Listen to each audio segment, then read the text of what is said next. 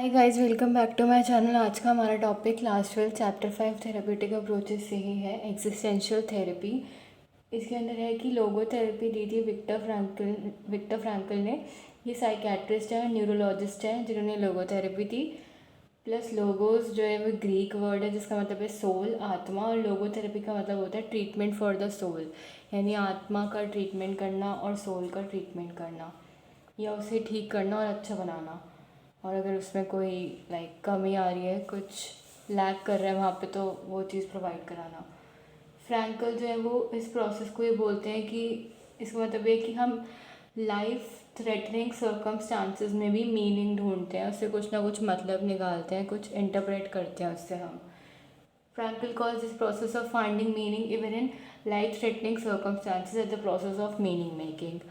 चीज़ों से मतलब निकालना, चीज़ों को समझना, अंडरस्टैंड करना, इंटरप्रेट करना कि क्या हो रहा है और कब आगे इससे क्या और कुछ हो सकता है, या इसका दूसरों पे और मुझ पे क्या असर पड़ेगा जो भी हो रहा है उससे। लाइफ थ्रेटनिंग सर्कमस्टेंसेस मतलब जो किसी को भी किल कर सकते हैं और किसी के लिए बहुत खतरनाक या हानिकारक टाइप के हो सकते हैं, मे बी डरावने, जो कोई इंसान ना चाहता उसके साथ वैसा कुछ हो, या कोई ऐसा सपना या कुछ जो मे बी उसे बहुत खौफ में डाल दे, जो basically life threatening circumstance in the sense कुछ बहुत बुरा है तो उसका आउटकम भी बहुत ज़्यादा बुरा ही निकल के आएगा, जो ऑब्वियसली बात है हमारे लिए अच्छा नहीं होगा। तो लाइफ थ्रेटनिंग सर्कमस्टांसेस में भी मतलब ढूंढना, और इससे क्या इंडिकेट कर रहा है, ये किस तरफ इशारा जा रहा है इसका, उससे क्या हिंट मिल रहा है मुझे। अगर कोई लाइफ थ्रेटनिंग सर्कमस्टांसेस आया है तो उससे मैं क्या मीनिंग निकाल सकती हूँ वो पता करना। This is called process of meaning making, जो लोगोथेरेपी के अंदर हम लोग करेंगे। जो बेसिस होता है, मेन बेस जो फाउंडेशन है ना, जो ब्रिक होती है एक बिल्डिंग की, वो बेसिस जो है मीनिंग मेकिंग का वो यही है कि पर्सन जो है वो मीनिंग ढूंढेगा अपने खुद के स्पिरिचुअल ट्रुथ को,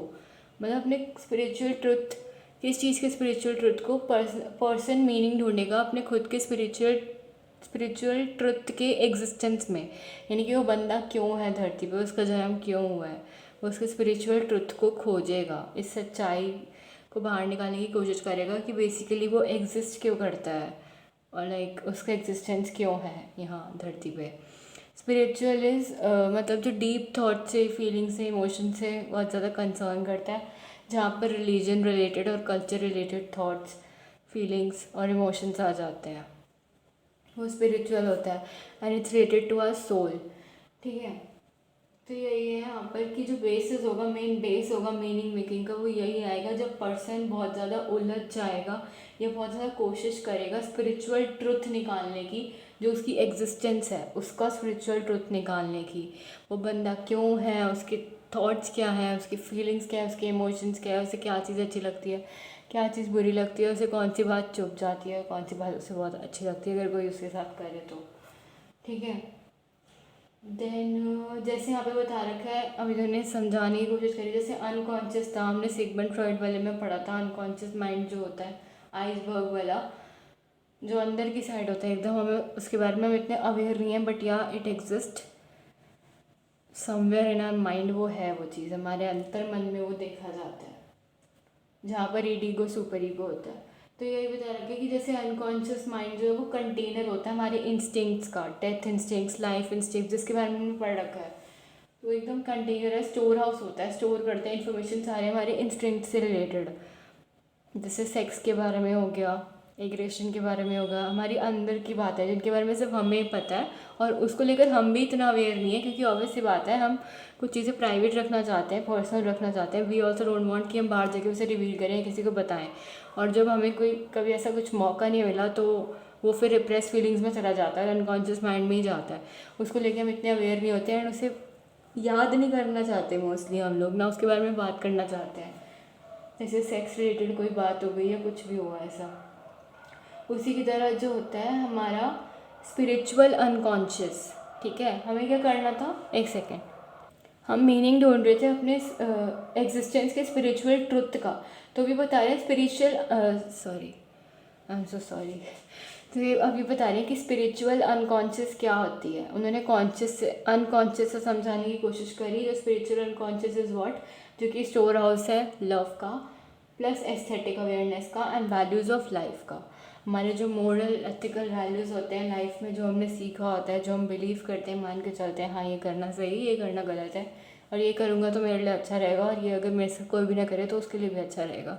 ठीक है। तो मोरल वैल्यूज़ और एथिक्स, हमारे जो कोड ऑफ कंडक्ट होते हैं लाइफ के, वो स्टोर हाउस लव का, plus aesthetic awareness. Aesthetic awareness is जो ब्यूटी और आर्ट से, बेसिकली नेचर से कंसर्न करता है बहुत ज़्यादा, उसकी अवेयरनेस होना। तो ये सब कहाँ आ जाता है, ये सब किसका पार्ट है? It's part of spiritual unconscious, ठीक है। देन इसमें बता रखा है न्यूरोटिक एंजाइटीज तब आती हैं जब जो लाइफ की प्रॉब्लम्स हैं वो अटैच होने लग जाएं, जुड़ने लग जाएं, किसके साथ? फिजिकल, साइकोलॉजिकल और स्पिरिचुअल एस्पेक्ट्स जो होते हैं एक बंदे के एग्जिस्टेंस के, उसके साथ जब वो कनेक्ट करने लग जाए या लिंक होने लग जाए, ठीक है। यानी कि न्यूरोटिक एंजाइटी तब राइज होगी, तब मुझे लगेगा कि हमें, मेरे अंदर न्यूरोटिक एंजाइटी हो रही है, दिमाग से मैं बहुत परेशान हूँ या अच्छा फील नहीं कर रही। तो न्यूरोटिक एंजाइटी का कॉज यही हो सकता है कि जब मेरे लाइफ के जो प्रॉब्लम्स हैं वो जुड़ चुके हैं या वो कनेक्ट हो चुके हैं, they are somewhere attach to what, psychological, physical और स्पिरिचुअल एस्पेक्ट्स जो है ना मेरे जीने के या मेरे एग्जिस्टेंस के। फ्रैंकली ये एम्फेसाइज करते हैं कि जो रोल होता है स्पिरिचुअल एंजाइटी का, जो मीनिंगलेसनेस की तरफ लेके जाता है इंसान को, उसको ही हम बोल सकते हैं existential anxiety. First of all let me tell you existential का मतलब क्या होता है, नहीं तो ये बहुत कंफ्यूजिंग हो जाएगा क्योंकि एग्जिस्टेंशियल थेरेपी के बारे में ही पढ़ रहे हैं। और सॉरी मैं बाद में बता रही हूँ, मेरा खुद का मूड अच्छा नहीं है, I am so sorry. Existential is what, जो एक सेकेंड मुझे याद करने दो। Affirming and implying to one's existence. And affirming मतलब ये होता है कि फॉर्मली क्लियरली तुम किसी चीज़ को बोल रहे हो कि वो ट्रू है, सही है, एंड तुम उससे स्ट्रांगली सपोर्ट भी करते हो। इम्प्लाइंग का मतलब ये होता है कि कोई चीज़ सजेस्ट करी गई है इनडायरेक्ट वे में, बिना उससे डायरेक्टली किसी को बोल कर या कह कर, बिना बताए, मैंने जस्ट इनडायरेक्ट वे में कुछ भी सजेस्ट कर दिया। तो ऐसा इम्प्लाई और अफर्म करना किसी चीज़ को, किसी की एग्जिस्टेंस के बारे में ट्रू मानना या उसके लिए कोई बेसिस देना, उसे स्ट्रांगली सपोर्ट करना is called what, existential. Existential नाम से ही पता लग रहा है, वर्ड एग्जिस्टेंस से बना है, किसी के होने ना होने से बहुत फ़र्क पड़ रहा है कि कोई क्यों एग्जिस्ट करता है, और एग्जिस्ट करता है तो वो एग्जिस्ट करके क्या करेगा, उस बंदे को खुद भी पता है क्या कि वो क्यों एग्जिस्ट कर रहा है, क्या वो अवेयर है खुद को लेकर और अपने एग्जिस्टेंस को लेकर, ठीक है।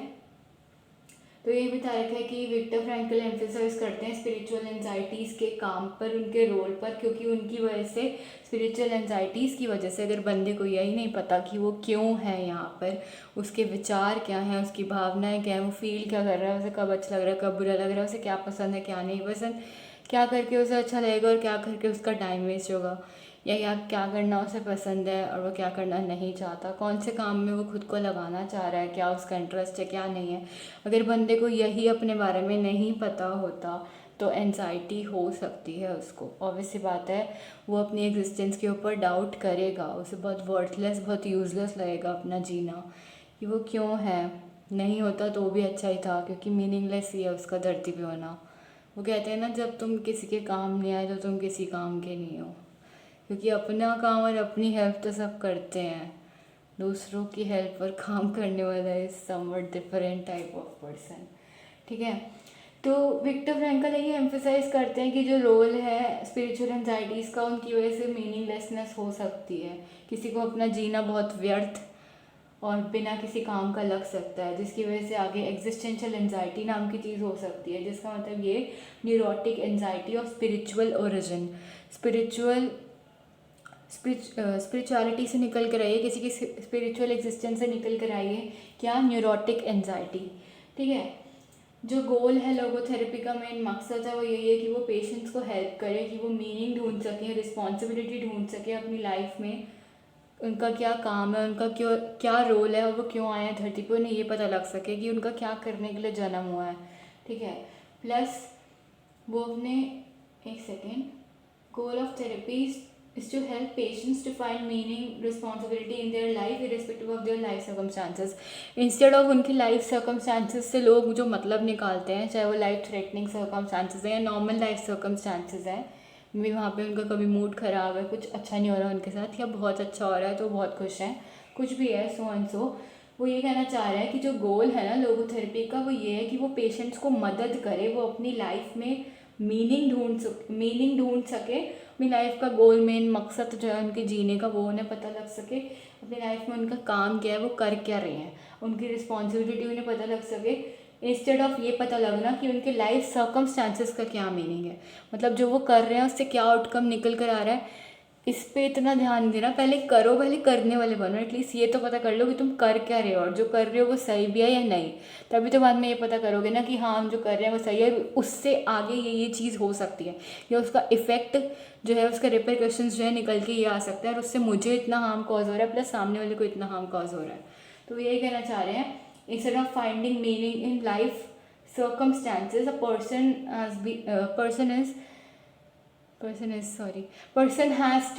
has to be able to find meaning in his or her life or in their life। मतलब उसको अपने लाइफ के अंदर, एक सेकेंड यार, मतलब उसको अपनी लाइफ में मीनिंग ढूंढना चाहिए, और अपनी लाइफ में जो उसकी रिस्पॉन्सिबिलिटी है वो पता होना चाहिए, इंस्टेड ऑफ उसके लाइफ के जो सर्कमस्टेंसेस हैं उनका मीनिंग ढूंढना। समझ रहे हो? आई होप समझ रहे होगे, और अगर नहीं समझ रहे तो प्लीज़ पूछ लेना, मैं वापस समझा दूंगी पूरा टॉपिक, ठीक है।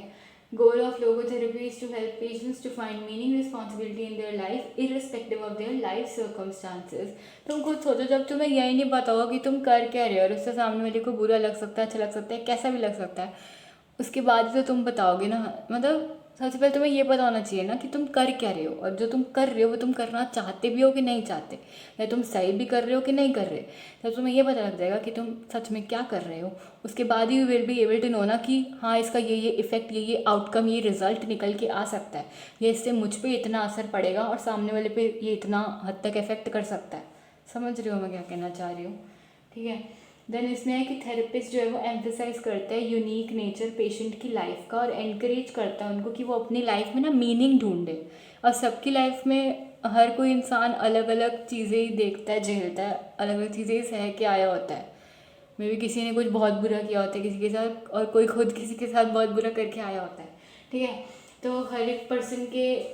लाइफ सर्कमस्टांसेस, लाइफ के एक्सपीरियंसेस, सब कुछ बहुत डिफरेंट और एकदम यूनिक होते हैं, उनका नेचर एकदम अलग है, एक दूसरे से मैच या मेल नहीं खाता। हाँ कभी कभार हो सकता है कि जो चीज़ मेरे साथ हुई है या जो मैंने फेस करा है, बाई चांस वही सेम चीज़ किसी और ने भी फेस करी हो, या कोई उस सेम चीज़ से गुजरा हो, मे बी सेक्शुअल असॉल्ट या हरासमेंट, एब्यूज़, कुछ भी हो सकता है।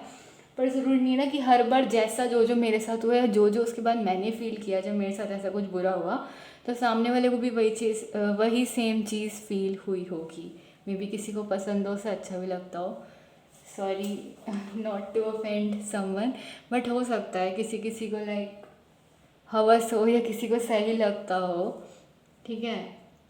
तो इसमें यही है कि थेरेपिस्ट जो होता है वो एम्फेसाइज करता है, जोर देता है कि जो पेशेंट की लाइफ का यूनिक नेचर है ना, उसकी लाइफ में जो यूनिकनेस है, जो उसकी ज़िंदगी बाकी लोगों से अलग है, उसने अपनी लाइफ से कुछ अलग ही मीनिंग निकालना है, उसने अपने लिए कुछ अलग डिफरेंट ही करना है, बाकियों से वो सिमिलर नहीं है किसी भी रिस्पेक्ट में। तो उसकी लाइफ की यूनिक नेचर को उसे समझाने की कोशिश करता है और ज़ोर देता है कि पेशेंट खुद भी समझ सके अपनी लाइफ के यूनिक नेचर को, प्लस उसे एनकरेज करेगा कि वो मीनिंग ढूंढ सके अपनी लाइफ के अंदर।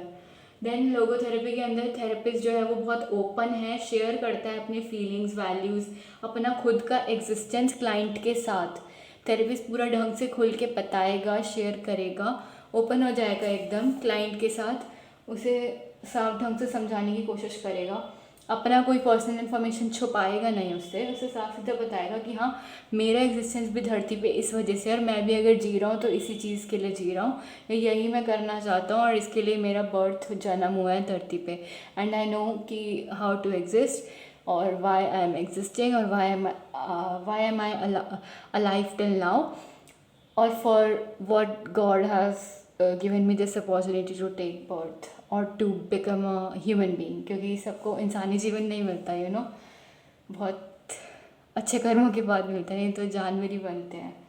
तो लोगोथेरेपी में ये है कि थेरेपिस्ट ओपन है, शेयर करेगा अपनी फीलिंग्स को, वैल्यूज़ को, अपनी खुद की एग्जिस्टेंस के बारे में बहुत ज़्यादा अवेयर है, तो क्लाइंट को बताएगा कि हाँ मुझे भी पता है कि मैं क्यों एग्जिस्ट करता हूँ और why I am here treating you, ठीक है। ट्रांसफरेंस को बहुत अच्छे से डिस्करेज किया जाता है इस लोगोथेरेपी के अंदर। ट्रांसफरेंस मैंने बताया था पॉजिटिव भी होता है नेगेटिव भी होता है। मे बी जो है क्लाइंट कभी कभार अपने पास्ट में जाएगा, जब तुम उसे अनकॉन्शियस वाली बातें ज़बरदस्ती याद दिलवाने की कोशिश करोगे और वो उन्हें याद करेगा, फिर वो पास्ट में जाएगा, उसे दर्द होगा। तो मे बी वो तुम्हें कोई अपना पास्ट का ऐसा बंदा समझ सके जिसने उसे बहुत ज़्यादा दुख दिया है, तो थेरेपिस्ट को ऐसा कुछ समझ ले और वो सारी अपनी फीलिंग्स ट्रांसफ़र कर दे या एट्रीब्यूट कर दे तुम पे वो सब कुछ जो उसने कभी फील किया था। ठीक है, तो ये पॉजिटिव भी हो सकता है नेगेटिव भी हो सकता है। मे बी क्लाइंट को कभी कभार ना थेरेपिस्ट से एक प्यार और लगाव सा भी एक अटैचमेंट हो जाती है, वो थेरेपिस्ट के बिना बहुत अकेला फील करने लगता है, उस पर बहुत हद तक डिपेंडेंट हो जाता है और उसे बहुत अच्छा लगता है थेरेपिस्ट के साथ, क्योंकि उसे लगता है कि हाँ ये एक पर्सन है जो मुझे समझता है और मेरे को मेरे बारे में अच्छे से बताने की कोशिश करता है, प्लस मुझे भी चांस देता है कि मैं खुद को अच्छे से समझ सकूँ या खुद को अच्छे से जान सकूँ। मेरा खुद के साथ एक वो कहते हैं ना रूबरू कॉन्ट्रैक्शन और इंटरेक्शन हो सके। इंटरपर्सनल इंटेलिजेंस तो है ही, क्योंकि वो थेरेपिस्ट के साथ इंटरेक्ट कर रहा है ढंग से, प्लस इंट्रापर्सनल इंटेलिजेंस भी है, वो खुद को भी समझ पा रहा है ढंग से, इंट्रोस्पेक्शन भी हो रहा है, वो खुद को भी ढंग से पढ़ पा रहा है कि वो क्यों है क्या कर रहा है, अभी क्यों एग्जिस्ट करता है। अगर मान लो उसका बर्थ नहीं होता तो वो क्या क्या नहीं कर पाता, और बर्थ हुआ है तो वो क्या क्या कर सकता है, किसी और के लिए भी अपने लिए भी। ठीक है, तो ट्रांसफरेंस यहाँ पे डिस्करेज किया जाता है, मना किया जाता है। इस थेरेपी से कोई ट्रांसफरेंस निकल के नहीं आता। वो साइकोडायनेमिक में ही था, हमने पढ़ा था, जहाँ पे अनकॉन्शियस माइंड होता है। किसी को याद नहीं हो तो बता देना, मैं वापस बता दूंगी। थेरेपिस्ट यहाँ पे क्लाइंट को बार बार याद दिलाता है about immediacy of the present, मतलब उसे ये कहेगा वो कि तूने पास्ट में जो पहले हो चुका है तेरे साथ उसमें नहीं जीना, या उसे याद कर करके परेशान नहीं करना खुद को और अपनी वजह से किसी और को भी। प्लस जो आगे हो सकता है ना, जिसे हम लाइफ सर्कमस्टांसेस का नाम देते हैं, मैंने कोई भी काम करा है, मुझे नहीं पता उसका आगे क्या आउटकम निकल के आएगा। मे बी जो मैं वीडियो बना रही हूँ किसी के लिए बहुत बकवास हो, किसी को बिल्कुल यूज़फुल ना लगे, तो इस चक्कर में वीडियो बनाना बंद थोड़ी ना कर दूँगी, मेरा काम है मैंने बनानी है। ठीक है, तो लाइफ सर्कमस्टांस कुछ भी हो सकता है इसका, किसी के लिए बहुत नेगेटिव, किसी के लिए बहुत ज़्यादा पॉजिटिव, और इवन मेरे लिए भी बहुत ज़्यादा नेगेटिव हो सकता है। मे बी किसी को वर्थफुल ना लगे, एकदम यूजलेस लगे, मीनिंगलेस हो कि भाई ये तो कुछ काम का है ही नहीं। तो क्या कहते हैं, लाइफ सर्कमस्टांस के बारे में चिंता कर करके मैं ये नहीं भूल सकती कभी भी, ये भूलना नहीं चाहूँगी कभी भी कि मेरे को लाइफ में क्या करना है। ठीक है, यही कहना चाह रहा है वो कि तूने प्रेजेंट की जो इमीडिएटनेस है ना, प्रेजेंट में जो भी ज़रूरी है करना, उसकी जो इमीडिएसी है उस पर ध्यान देना है, उस पर फोकस रखना है, इंस्टेड ऑफ अपना पास्ट जो हो चुका है पहले, कुछ बहुत बुरा गलत हुआ है, या फ्यूचर आगे जो हो सकता है, जो अभी हम कर रहे हैं उससे क्या रिजल्ट निकल के आएगा, क्या आउटकम हो सकता है इसका, इसके बारे में सोच सोच के परेशान नहीं होना। You just have to focus on the immediacy of the present. और गोल ये रहेगा थेरेपिस्ट का कि वो फैसिलिटेट करे, क्लाइंट को हेल्प करे, गाइड करे, एक सही डायरेक्शन दे, जहाँ पर वो मीनिंग ढूंढ सके अपने खुद के होने का धरती पे, अपने खुद के एग्जिस्टेंस का मतलब उसे समझ आ सके। ठीक है, और एक और चीज़ यहाँ पर ना, प्रेजेंट पर फोकस कर रहा है, इससे ये भी पता लगता है कि यहाँ पर कि वो लाइफ के सर्कमस्टांस पर इतना ध्यान देने को नहीं कह रहा शुरू से ही, वो बल्कि ये कह रहा है कि लाइफ का मीनिंग ढूंढने पर ध्यान दो, और लाइफ में तुम्हारी क्या रिस्पॉन्सिबिलिटी, क्या काम है, या तुम्हारा किस लिए जन्म हुआ है और वाई यू आर एग्जिस्टिंग, इस पर ध्यान दो, इंस्टेड ऑफ इस चीज़ पर ध्यान देना कि मैं जो कर रहा हूँ वो सही होगा कि नहीं, उसके बारे में चिंता करना। हाँ ठीक है, एक बार सोचना is right, think before you do anything. ठीक है, सोचना काम करने से पहले इज़ ओके, बट हद पार पागल हो जाना और उस चीज़ को डर से करना ही नहीं कि अच्छा इससे तो रिस्क हो सकता है या इससे आगे मुझे प्रॉब्लम होगी, नुकसान होगा, नहीं वो नहीं। कुछ पाने के लिए कुछ ना कुछ तो खोना पड़ता है ना, तो इसलिए लाइफ के सर्कमस्टांसेस पर ध्यान देने की बजाय अपनी लाइफ का मीनिंग ढूंढो और अपनी लाइफ में जो तुम्हारी रिस्पॉन्सिबिलिटी, जो तुम्हारा काम है ना, उसे समझने की कोशिश करो। देन आ जाते हैं क्लाइंट सेंटर्ड थेरेपी पर। एक second, client centred therapy Karl Rogers ने दी थी, जिन्होंने ह्यूमनिस्टिक वाला जो पार्ट है ना, एक सेकेंड यार, ह्यूमनिस्टिक ही तो पढ़ रहे हैं हम, हाँ, जिन्होंने ह्यूमनिस्टिक एक्जिस्टेंशियल थेरेपी में भी बहुत ज़्यादा साथ निभाया था, अब्राहम मास्लो का, जिनकी हायरार्की ऑफ नीड्स के बारे में मैंने बता रखा है तुम्हें। तो ये वही कार्ल रॉजर्स हैं जिन्होंने क्लाइंट सेंटर्ड थेरेपी दी है, और ये कंबाइन करते हैं साइंटिफिक रिगर को, individualise practice of client centred psychotherapy के साथ। कार्ल रॉजर्स जो है वो साइकोथेरेपी को कॉन्सेप्ट ऑफ सेल्फ के अंदर प्लस साथ में क्या लेके चलना, फ्रीडम और चॉइस को as core of one's being, एक इंसान के लिए बहुत ज़्यादा ज़रूरी और मेन बेसिक इंपॉर्टेंट चीज़ है, फंडामेंटल है, ऐसा मान के चलते हैं। एक तो कंसेप्ट ऑफ सेल्फ प्लस में फ्रीडम और उसका चॉइस, उसका डिसीजन मेकिंग एबिलिटी और वो वाली पावर कि वो अपने लिए सोच सकता है, समझ सकता है, चूज़ कर सकता है जो वो करना चाहता है वो, और उसे थोड़ी ना वो कहते हैं आज़ादी देना, फ्रीडम होना उसकी लाइफ में, लिबर्टी होना, वो जो करना चाहे वो कर सके, बीच में कोई अड़ंगा न डाले, और अगर अड़ंगा डाल रहा है तो उसे उससे निपटना आना चाहिए।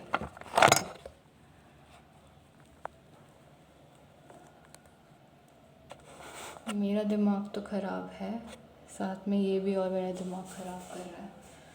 मतलब कि उस बंदे के पास फ्रीडम होना, चॉइस होना, वो करने की जो वो करना चाहता है वो कर सके,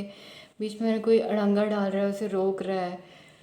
ठीक है वो सुन ले, दूसरे की भी सुननी चाहिए, बट करे तो अपनी ही ना एंड में, और एंड में तो वही करे ना जो वो एक्चुअली में करना चाहता है। उसके पास एटलीस्ट इस चीज़ की लिबर्टी और इस चीज़ की आज़ादी तो होनी चाहिए कि हाँ वो जो अपने लिए करना चाह रहा है, या किसी को अगर कुछ अच्छा देना चाह रहा है तो वो दे सके,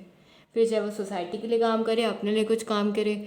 और खुद के लिए चूज़ कर सके, खुद के लिए डिसीजन ले सके। जैसे कुछ कुछ लाइफ के इंपॉर्टेंट डिसीजन होते हैं जो हमें खुद ही लेने चाहिए और किसी को नहीं देने चाहिए, उसका डिसीजन लेने की रिस्पॉन्सिबिलिटी दूसरे को नहीं देने चाहिए, खुद लेने चाहिए।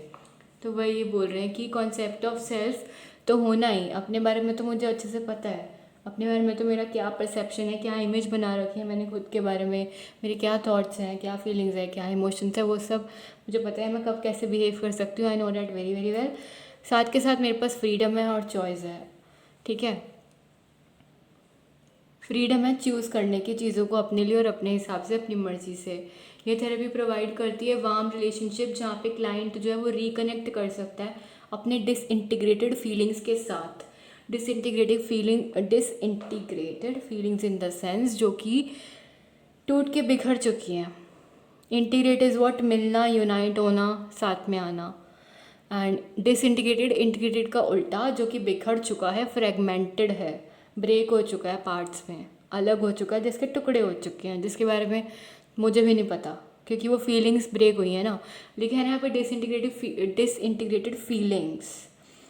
तो जिसके बारे में मैं भी इतनी अवेयर नहीं हूँ, मुझे भी नहीं पता कि थोड़ा बहुत यहाँ गया, थोड़ा बहुत वहाँ गया, यहाँ पे खुशी का था, यहाँ पे दुख का था, वो सब भावनाएं पूरा उथल पुथल हो गया, ब्रेकअप पूरा ब्रेक हो चुका है, पूरा अच्छे से वो ब्रेकेज आ चुका है उसमें, तो डिसइंटीग्रेटेड हो गया, यूनाइटेड नहीं है कुछ भी, सॉरी यूनाइटेड नहीं है कुछ भी, साथ में एक मिला जुला हुआ एक होल की तरह नहीं है,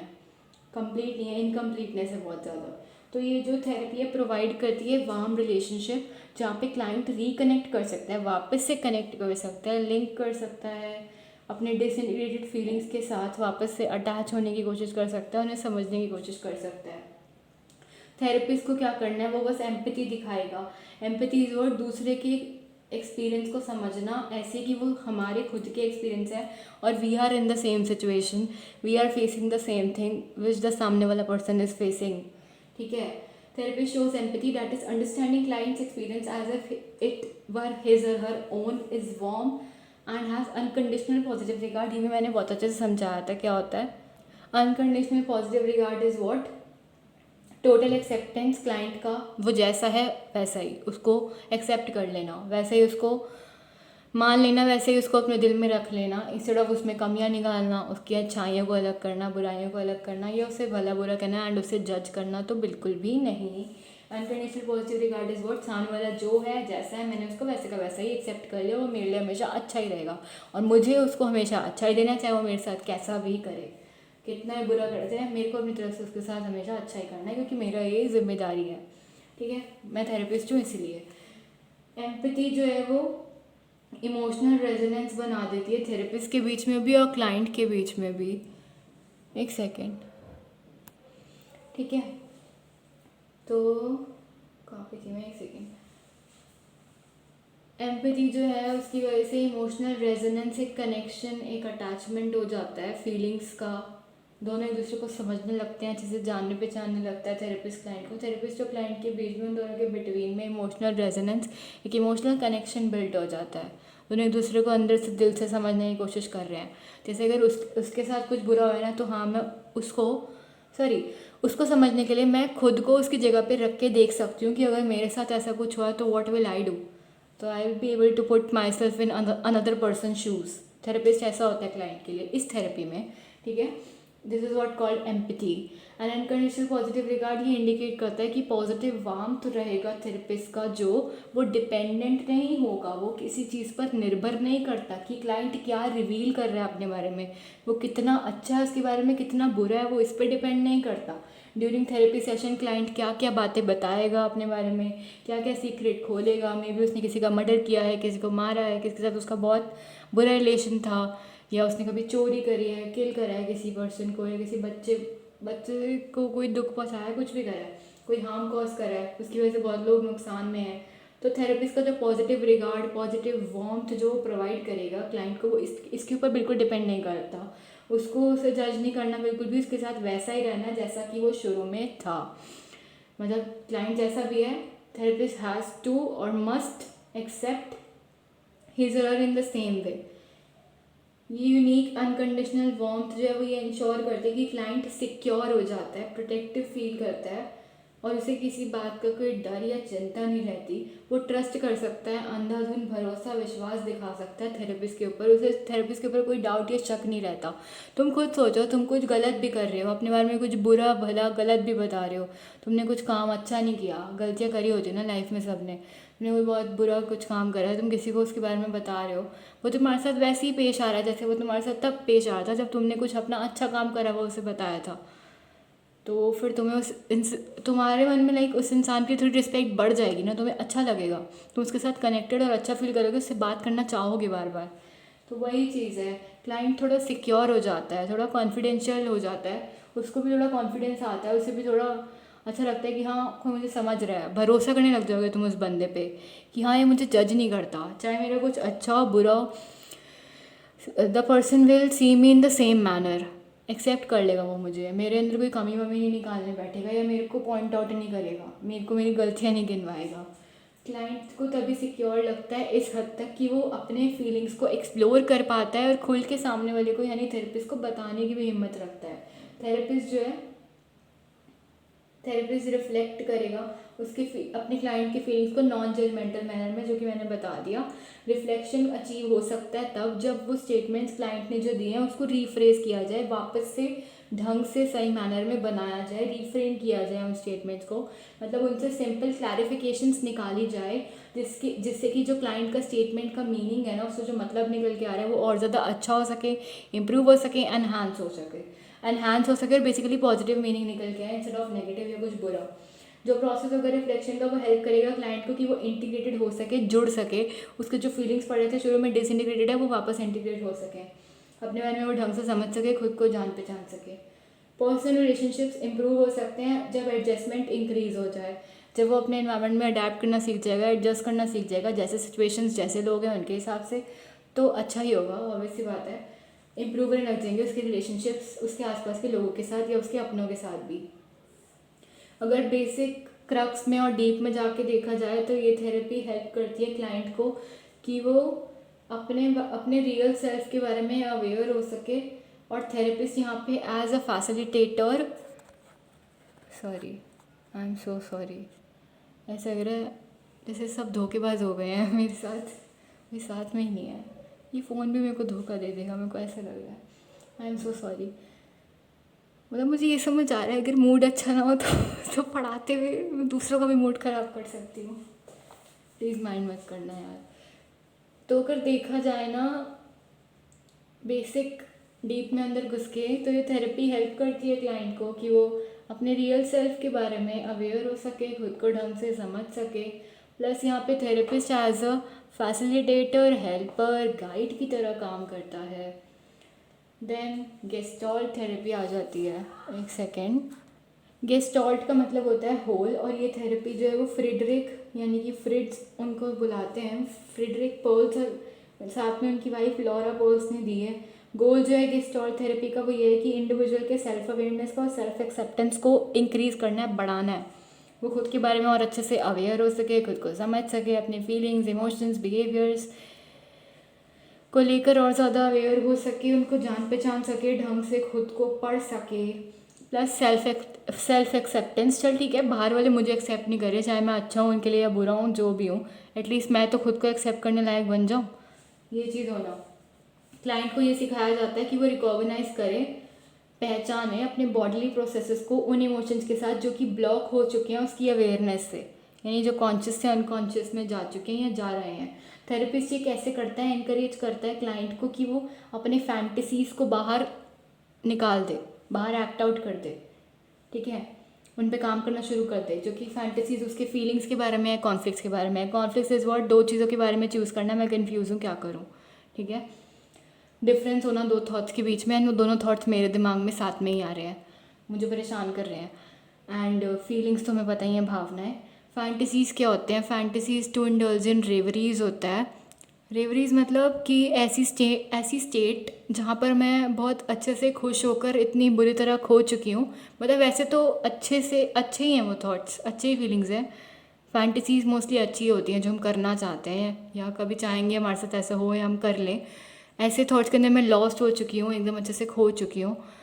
जैसे कि डे ड्रीमिंग हो रहा है, ऑलमोस्ट डे ड्रीमिंग टाइप हो रहा है, दिस इज़ व्हाट फैंटेसीज़। तो थेरेपिस्ट ये ऐसे करता है, क्लाइंट को इसके लिए ऐसे इनकरेज करेगा कि जो उसके इमोशन थॉट्स ब्लॉक हो चुके हैं ना, उसकी अवेयरनेस से जो बाहर उड़ के निकल के जा चुके हैं,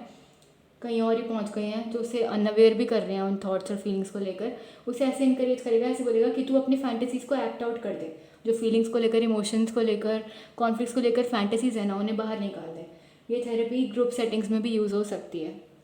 ठीक है। 1 सेकेंड यार, I am so sorry for the inconvenience and also for my mood as well. अगर मैंने कुछ भी बुरा बकवास बोला हो तो उसे माफ़ कर देना, और इतना ध्यान मत देना मेरी बकवास पर। जस्ट जो पढ़ाया है वो समझ आ गया तो ठीक, समझ नहीं आया तो फिर से पूछ लेना, मैं वापस भी पढ़ा दूँगी same topic if you people want. मैं वापस से भी समझा सकती हूँ सेम चीज़, मुझे इसमें कोई दिक्कत नहीं है, बल्कि अच्छा रहेगा कि हाँ मुझसे कोई खुलकर बोल रहा है, मुझे कोई बता पा रहा है कि उसे ये चीज़ मेरी पढ़ाई भी समझ आ रही है, या यहाँ उसे डाउट है, दिक्कत है, ठीक है।